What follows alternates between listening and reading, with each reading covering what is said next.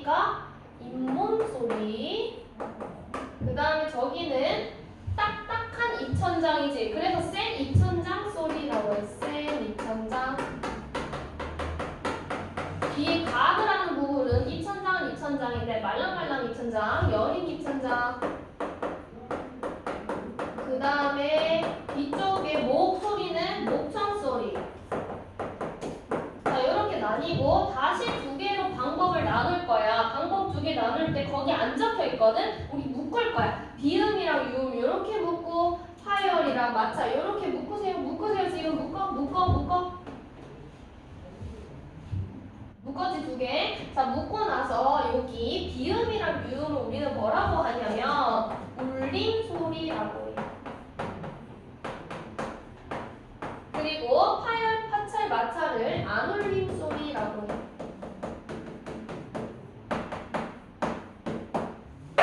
자, 봐봐. 키읔이 있고 리을이 있어. 우리 이거 발음할 때 키읔은 어떤 소리가 나? 이렇게 나지? 리을은 르 이런 소리가 나지? 요거 목청에 대놓고 지금 할 거야. 해봐. 해야지. 르 해야지. 하면 뭔 차이냐? 봐봐. 둘 다 목청이 움직이기는 한데 떨리는 건 누구만 진동이 느껴지냐면 누구만 진동이 느껴져? 유찬이?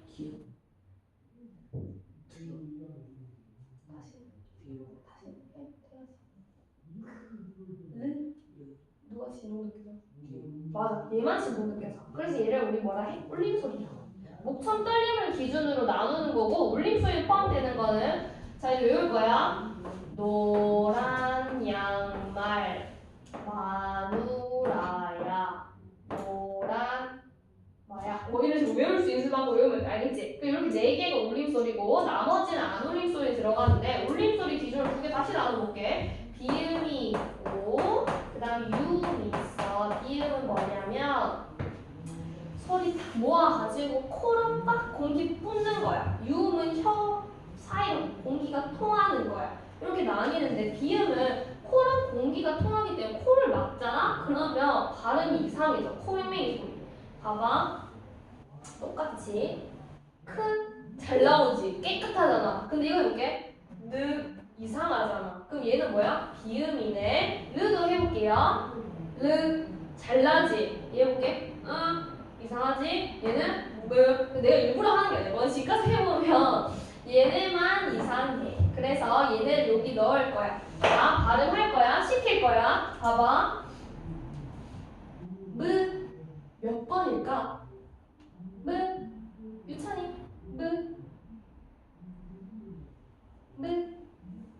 입술이야. 잇몸의 소리다. 여기 소리다. 여기 소리다.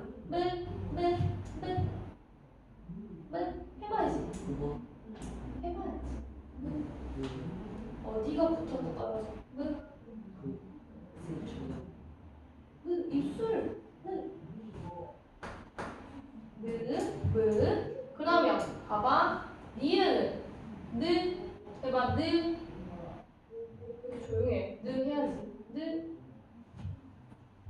하면 여기서 소리 나지. 혀 뒤쪽이 여기 붙으면서 이렇게 소리 난단 말이야. 그 다음에 리을은 얘 아니지. 이응은 이렇게 하면 저 뒤쪽에서 소리가 나. 그 다음에 미음은 했고, 그 다음에 리을은 언제면 르르르 랄랄라 이렇게 끝낸 거야. 그 다음에 요걸 다시 나눌 거야. 어떻게 나오냐면 세 개로 나누면 파열 그리고 마찰 파열의 성격도 가지고 마찰의 성격도 가지는 파찰 이렇게 있는데 넣을 거야. 넣을 때 어떻게 하냐면 봐봐. 하면 기어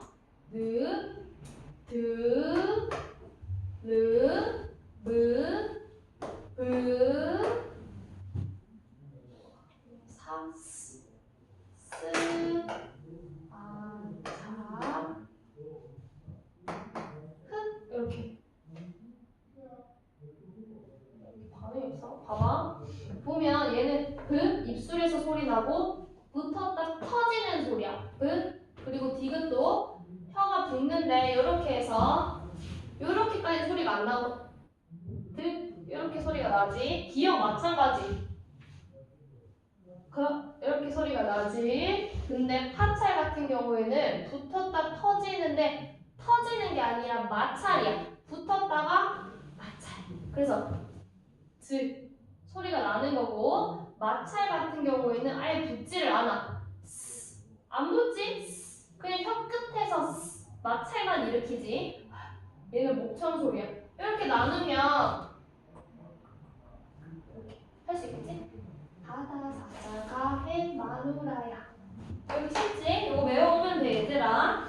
그러고 보면 우리 맨 밑에 예사 소리, 된 소리, 거센 소리 볼게. 이거는 뭐래? 미줄치가 소리의 세기.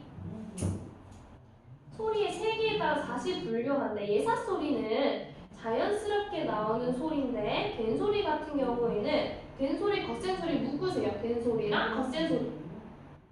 저 성대 긴장. 성대가 좀 힘을 줘야 돼. 긴장돼. 뜨, 끄 이런 애들. 그 거센 소리는 된 소리랑 똑같이 성대에 긴장을 주지만 숨도 거세게 내는 소리야. 밑줄처럼 숨이 거세게. 그래서 크, 트, 프 이런 소리가 나는 거야. 이렇게 해서 이것도 외울 거야. 선생님이 표를 어떻게 만들어 놨냐면 여기를 이렇게 막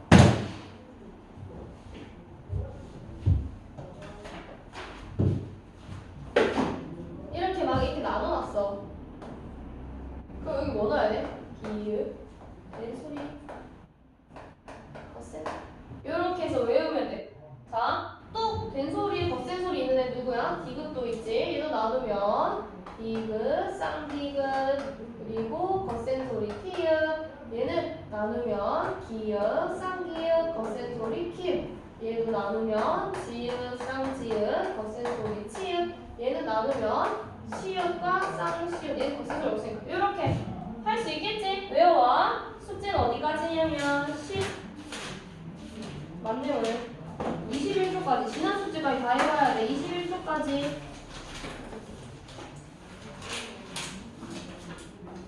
그 다음에 문어 펴봐.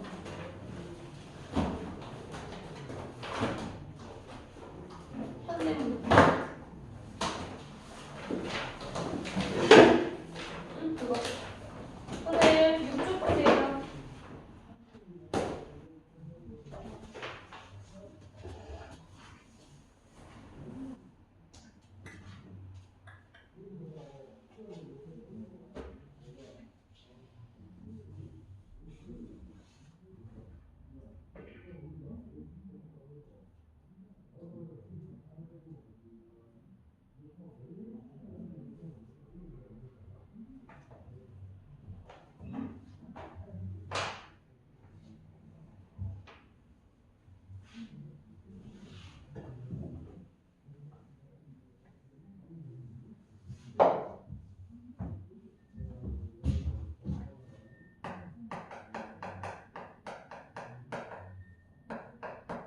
자, 우리 제목의 의미부터 볼게. 산유화라는 거 무슨 뜻이냐면 저거야 필기하지. 산에 있는 꽃.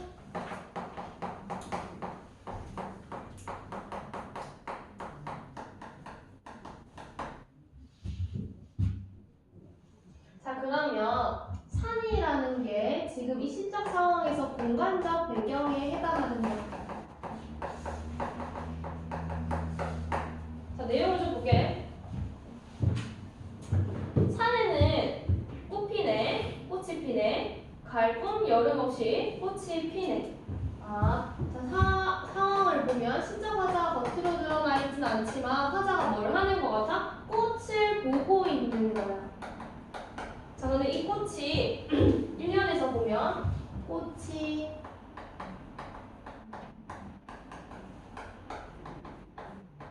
피네라고 반복하지. 꽃이 피네라는 걸 보면 아마 표현상 특징 정리를 좀 할 건데 여기서 꽃이 피네, 산에는 꽃 피네, 꽃이 피네, 가을봄 여름 없이 꽃이 피네. 동그라미 쳐야 돼. 보면 이런 걸 우리 뭐라고 해? 동일한 어미를 반복하지. 그리고 화자가 이 꽃이 피는 상황을 어떻게 느끼는 거야? 보니까 아는 거야, 맞지? 시각적 이미지.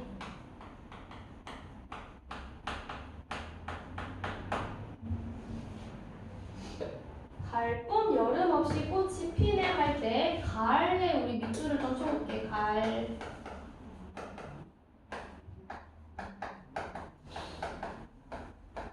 자, 우리 뒤에 나오는 시어를 보면 여기서 가을이라는 거는 가을이라는 걸 유추할 수가 있지. 근데 가을이라고 적지 않고 왜 시인은 가을이라고 적었을까? 당연히 여기 뒤에 글자 수 맞추려고 그러는 거야. 이런 걸 우리는 뭐라고 해? 시적 허용이라고. 시적 허용을 통해서 가을을 억지로 맞춤법을 틀리게 해가지고 운율을 형성하고 있지. 운율.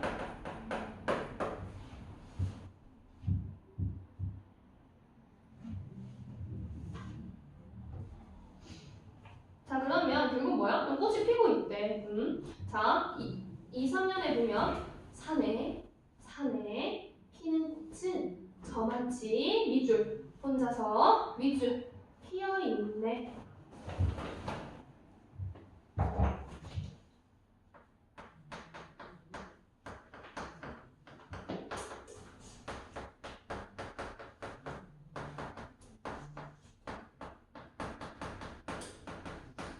자, 여기서 저만치를 어떻게 해석하냐에 따라서 다르게 해석이 좀 가능한데 얘들아, 저만치라는 거는 저렇게 라고 해석할 수도 있고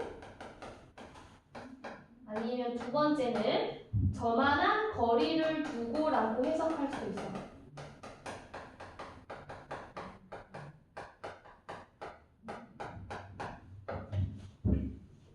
결국에 저만치를 통해서 꽃이 피어있는 모습을 이야기하는데 봐봐. 저렇게 혼자서 피어있네 라고 해석을 했을 때 요때는 봐봐. 저렇게 피어있는 거야. 그러니까 저기 피어있네 꽃이. 그럼 누구랑 멀어? 꽃이랑 화자랑 거리감을 이야기하는 거야. 아, 저렇게 혼자서 피어있네 이거야. 그럼 두 번째는 저만한 거리를 두고라고 한다면 저만한 거리를 두고 혼자서 피어있네. 아, 꽃과 꽃 사이의 거리를 나타내는 거야. 아, 꽃 한 송이가 다른 꽃들과 거리를 두고 피어있네 라는 뜻인 거야. 그럼 결국은 뭐냐면 꽃은 결국에 뭐야? 혼자서 피어있대. 꽃이라는 거는 식물이기 때문에 생명이거든. 생명인데 얘는 혼자서 피어있대. 생명의 고독 이야기하는 거야. 적을까요? 근원적인 절대적 고독 이야기하는 거야. 생명이란 다 뭐야? 고독한 존재.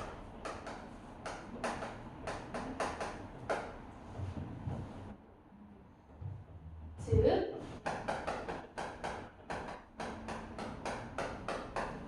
꽃의 의미는 고독한 존재.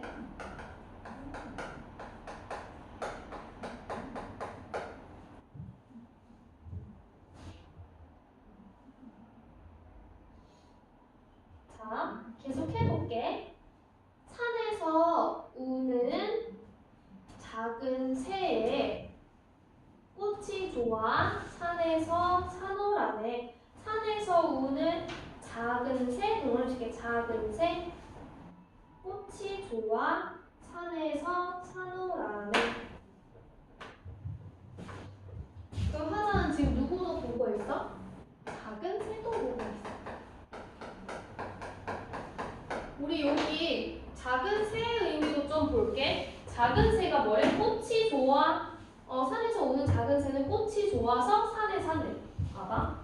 얘는 꽃을 좋아해.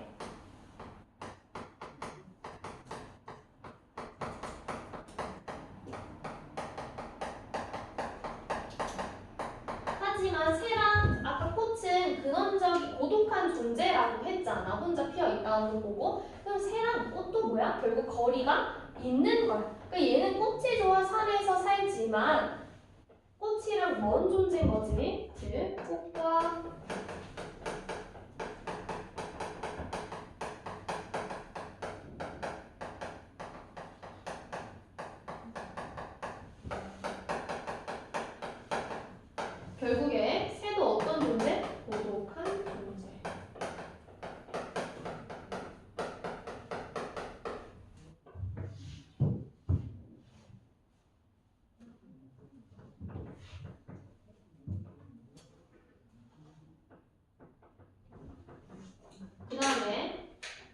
마지막 년 산에는 꽃 밑줄 꽃이 지네. 마지막에는 뭐래? 꽃이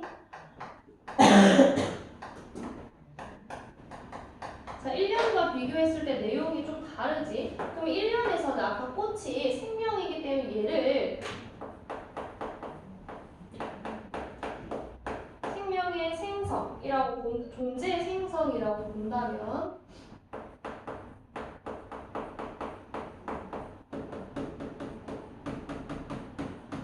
꽃이 지네라는 거는 존재에 뭐가 돼 있어? 소멸이 돼 있지.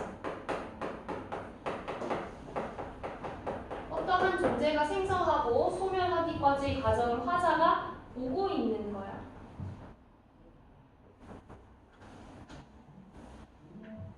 산에는 꽃 피네. 꽃이네. 꽃이 지네. 갈군 여름 없이 꽃이 지네. 결국에 보면 얘들아 꽃은 피고 지는 존재인데 결국 따지고 보면 봐봐. 꽃이 졌지? 갈 거면 이런 꽃이 져. 똑같은 구조야. 맞지? 1년과 4년이 내용만 조금 다르고 결국 구조가 똑같아. 그러면 다시 어떻게 돼? 꽃은 생성하게 돼 있는 거야. 이해했지? 결국 생명이라는 건 뭐냐? 피고 지기를 반복하는 거야. 생명의 순환 나타내는 거야. 1년과 4년을 반복 병조함으로써 생명의 순환 이야기하는 거야. 생명의 순환. 이게 결국 뭐야? 자연의 섭리인 거야.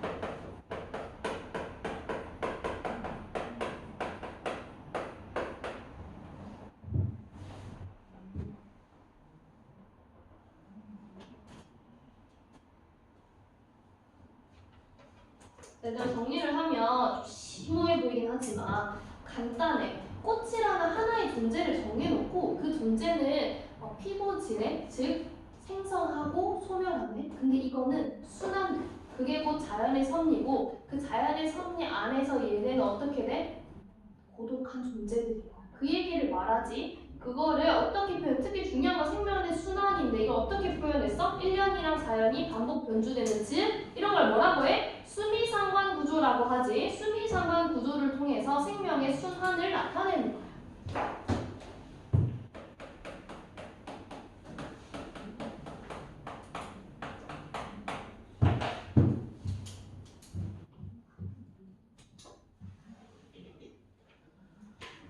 자, 볼게. 성격에 좀 중요한 게 뭐냐면 관조적이라는 말이 있어. 관조적 구조예요. 관조적. 내가 관조적이라는 거는 지금 화자가 꽃이랑 새를 보는데 자기의 감정 이야기를 해? 안 해. 그냥 꽃은 피네, 지네, 갈품 여러 지네, 새 있네. 이게 끝이야. 자기 감정이 전혀 없어. 즉 이 사람은 꽃과 새를 관조하거든요. 즉 관조라는 건 뭐야? 감정을 절제하고 오로지 보기만 하는 거야. 멀리서. 그런 거 우리는 관조라고 해요. 특히 풍경 묘사할 때 관조적이라는 성격이 자주 나오지. 감정을 절제하고 관찰만 하는 거야. 그거에 대해서 이야기를 하는 거지. 그러면 관조적인 성격을 지닌 것들은 대부분 표현상 특징에 담담한 어조가 같이 나와. 담담한 어조. 담담하게 이야기하는 거야. 그냥 이 풍경이 저렇고 꽃이 피고 지고 새가 있고 없고 이렇게. 그래서 관조적이라는 말이 있고 주제는 아까 계속 이야기한 것처럼 밑줄 칠게요. 존재의 근원적 고독. 존재라는 건 생성하고 소멸하는 게 순환하는 거고 그 안에서 존재들은 다 뭐야? 고독한 존재들이야. 1년과 4년 내용 구조가 서로 대응되지 이런 걸 뭐라 한다고? 수미 상관 구조라고 한다.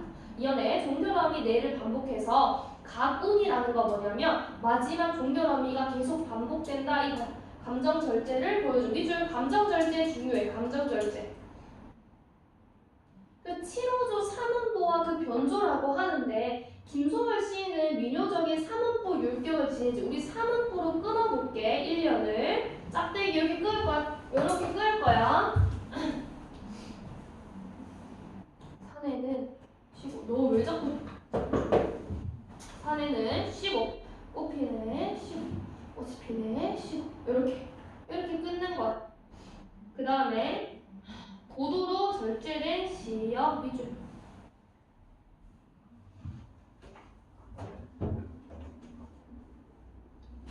자, 이렇게 해가지고 숙제는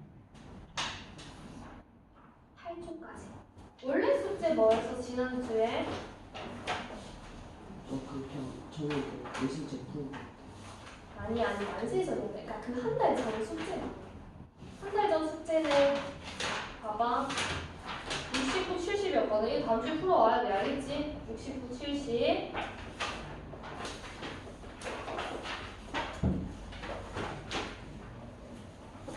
그리고 독해 피세요, 독해. 독해 숙제는 얘들아 기술 2, 3, 4였거든. 우리 뭐 할 거냐면 지금 기술 3번 푸세요. 110쪽.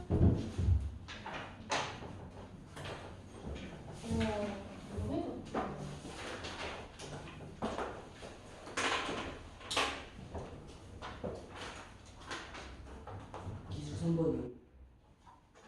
공기청정기.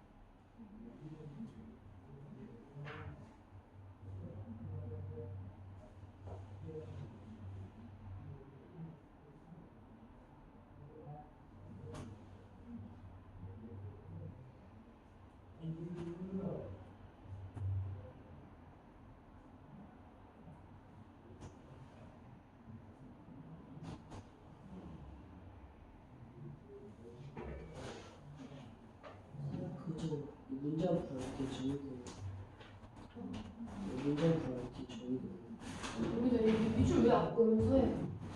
밑줄 왜안 그으면서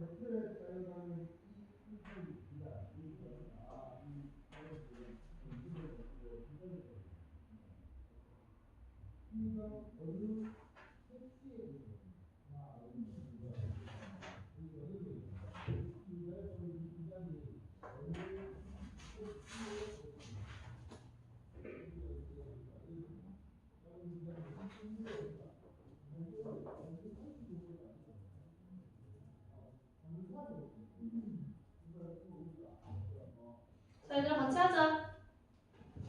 공기청정기 계절 볼게. 최근 들어 미세먼지가 대기 오염의 문제의 중심으로 떠오르고 있다. 미세먼지는 지름이 10 마이크로미터 이하인 미세먼지 PM10과 지름이 2.5 마이크로미터 이하인 초미세먼지로 나뉜다. 이때 PM이란 입자상 물질, 그러니까 대기 중에 떠다니는 고체 또는 액체 상태 미세 입자이라는 뜻으로 PM10은 입자의 크기가 지름 10 마이크로미터 이하, PM2.5는 지름 2.5 마이크로미터 이하의 먼지다. 미세먼지는 대기 흐름을 타고 다른 나라에까지 영향을 미치는데 한 연구 결과에 따르면 우리나라의 경우 장소나 시기에 따라 다르지만 약 30에서 40%가량이 외국에서 유입된 것으로 추정하고 있다. 이러한 미세먼지의 정도와 그 피해가 점점 심해지면서 최근에는 공기청정기 수요가 급격히 증가하고 있다. 자, 1문단 정리해볼게 돼요. 1문단 내용을 정리하면 결국에 지금 미세먼지 이야기를 하고 있어. 1문단에서 설명하는 미세먼지는 어떤 거냐면 종류를 두 가지로 나누고 있지. 즉 얘네한테 PM10이 있고 PM 2.5가 있대. 자, 이거는 결국 뭐냐면 입자 크기에 따라서 이렇게 두 개 종류로 나뉜 거야. 2.5가 더 작은 초미세먼지지. 그래서 얘네 때문에 얘네가 근데 어디서 유입이 많이 된대? 외국에서 유입되는 거야. 그렇기 때문에 결론은 요즘 뭐래? 공기청정기 수요가 늘고 있대.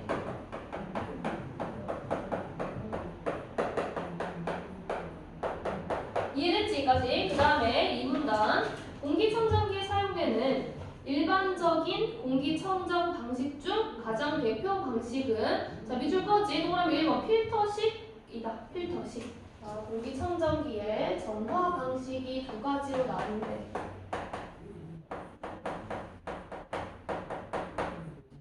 이거의 첫 번째 필터식.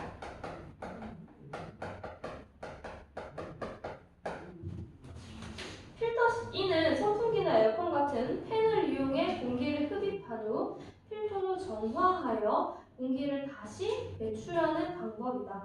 이 방식을 이용한 공기청정기는 보통 가장 바깥쪽에 위치한 첫 번째 프리필터를 통해 머리카락이나 굵은 먼지를 거르고 헤파 필터라는 세세한 부직포 필터로 미세 입자를 집진하고 여과하여 냄새는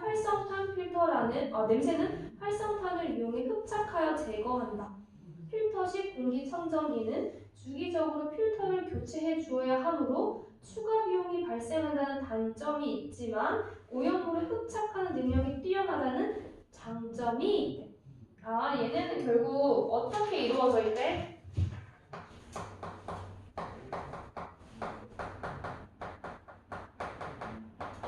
프리필터를 사용해가지고 처음에 프리필터를 통해 굵은 먼지를 거르고 그 다음에 헤파 필터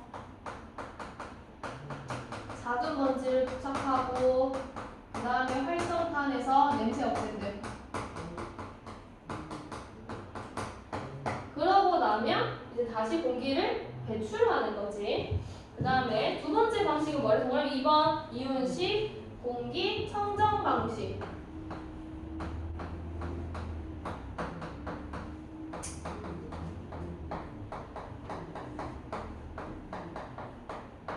자, 이온식 공기 청정 방식은 음이온을 만들어 주변에 퍼뜨리면 음이온이 공기 중에 떠다니는 세균이나 악취를 내는 물질과 결합해 오염 물질을 제거하는 원리래. 이온식 공기 청정기는 주로 방전을 일으켜 공기를 분해하여 음이온을 만드는데 공기를 빨아들여야 하는 필터식 공기 청정기와 달리 음이온을 내보내기만 하면 되므로 부피가 훨씬 작고 소비 전력도 낮으며 조용하다는 장점이 있다. 다만 팬이 없기 때문에 정화될 때까지 다소 시간이 걸리고 밤을 넓을수록 효과가 떨어진다는 단점이 있다. 자, 얘는 어떻게 한 거래? 음이온을 만들어가지고 그거를 공기 주변에 퍼뜨려서 공기를 정화하는 거래. 차이는 뭐야? 팬의 유무지. 그 다음에 필터식과 이온식 외에 어떤 것도 있대? 전기 집진식도 있고 워터 필터식도 있대. 또한 여러 공기청정 방식의 장점을 조합한 공기청정기도 출시되고 있대. 미세먼지 재앙이 커질수록 다양한 공기청정 방식을 활용하여 더 뛰어난 공기청정기를 개발하려는 노력이 지속적으로 이루어지고 있대. 자, 세 번째 그 외 다수 있대. 이렇게 했을 때 1번의 답은 4번이지. 2번에는 3번. 자, 정리하면 물어볼 거야. A는 펜이지. 그리고 B는 프리필터라고 되어 있고 C는 활성탄 필터, D는 헤파 필터래. 그러면 그 다음에 보면 3번이 틀렸으면 어떻게 고쳐야 돼? 유찬이? 그 1번 3번도 2번 하는데? 2번. 그 B는 그 초이스부터 2번에 쓰는 게 없어. 네, 아니 지금 3번에 냄새를 없애는 기능을 하겠군 이렇게 돼 있어. 그 냄새 없애는 기능을 다른 거 뭘로 바꿔야 돼? B가 뭔데? 기억이 안 나는데. 기억이 안 나는 게 아니라 보기에 B 적혀 있잖아. 무조건 딴짓해. 뭐지 그 B를 C로 C로 바꿔야지. 그럼 맞는 설명이지. 그럼 B가 하는 일은 뭐야? 프리필터가 하는 일은 붉은 먼지를 거르는 일이래. 활성탄 필터가 냄새를 없애지. 그럼 고치면 되고 넘기고 그 다음에 다시 4번 풀어. 기출 4번.